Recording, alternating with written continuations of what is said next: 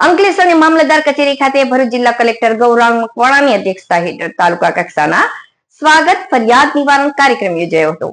વિવિધ વિભાગોની 19 અરજદારોની અરજી મોકલવામાં આવી હતી, જેનો ઝડપથી નિકાલ થાય તેવા પ્રયાસો હાથ ધરવામાં આવ્યા હતા।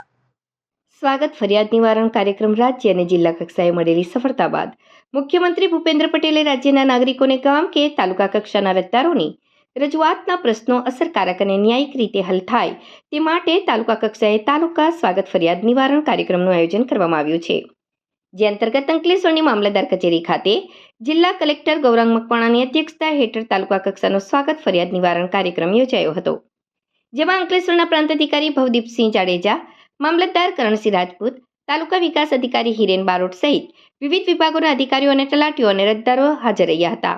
આ સ્વાગત કાર્યક્રમમાં જમીન સર્વે દક્ષિણ ગુજરાત વીજ કંપની, નગરપાલિકા અને ભરૂચ અંકલેશ્વર શહેરી વિકાસ સત્તા મંડળને લગતી 19 અરજદારોની અરજી રજૂ થઈ હતી, જેને તબક્કાવાર સાંભળીને જે તે ડિપાર્ટમેન્ટના સંબંધિત અધિકારીઓને રજૂ થયેલ પ્રશ્નોનું ત્વરિત નિરાકરણ કરવા તાકીદ કરાઈ હતી।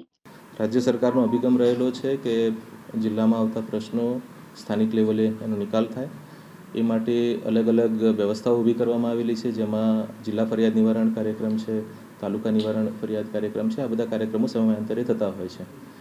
આજે અંકલેશ્વર મુકામે તાલુકા ફરિયાદ નિવારણ કાર્યક્રમ અંતર્ગત મારે આવવાનું થયું છે અને એમાં લગભગ 19 જેટલા પ્રશ્નો ઉપસ્થિત થયા છે। મોટાભાગના પ્રશ્નો જમીનમાં જે 1982માં રિસર્વે થયેલું એ બાબતના છે, અમુક ડીજીવીસીએલના પ્રશ્નો છે, અમુક બવડાના પ્રશ્નો છે અને અમુક નગરપાલિકાને લગતા પ્રશ્નો છે।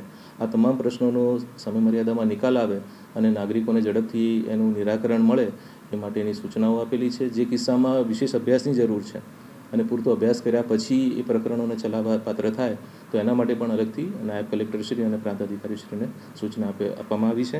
ટૂંકમાં અભિગમ એવો છે કે જે લોકોના પ્રશ્નો છે એનો સમયમર્યાદામાં નિકાલ થાય અને એમને વારંવાર જિલ્લા કક્ષાએ અથવા તો રાજ્ય કક્ષાએ જવાની જરૂર ના પડે એટલા માટે આ પ્રકારના કાર્યક્રમો યોજવામાં આવે છે।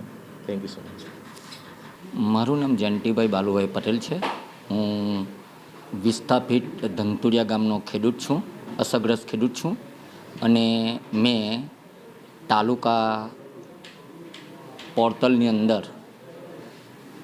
અંદર મેં એક ઓનલાઈન અરજી કરેલી, જેની અંદર તાલુકામાંથી મામલતદાર સાહેબે અને કલેક્ટર સાહેબ મને અહીંયા હાજર રાખેલો, જેમાં મારો મેઇન પ્રશ્ન હતો કે 1982 પહેલાં મારું ક્ષેત્રફળ, મારા દાદાનું ક્ષેત્રફળ જમીનનું 6 એકર અને 18 ગુંઠા હતું। ત્યાર પછી 1982 પછી રીસર્વે થવાથી મારું ક્ષેત્રફળ 91 ગુંઠા થઈ ગયેલ છે। એના માટે મેં મારું ક્ષેત્રફળ મૂળ સ્થિતિમાં લાવવા માટે મેં આ પોર્ટલ પર ઓનલાઈન અરજી કરી। એમાં આજે સાહેબે મને સારી રીતે સાંભળ્યો છે અને સાહેબે એનું ક્ષેત્રફળ અસલ આવે એવી મને હૈયા ધારણા આપી છે।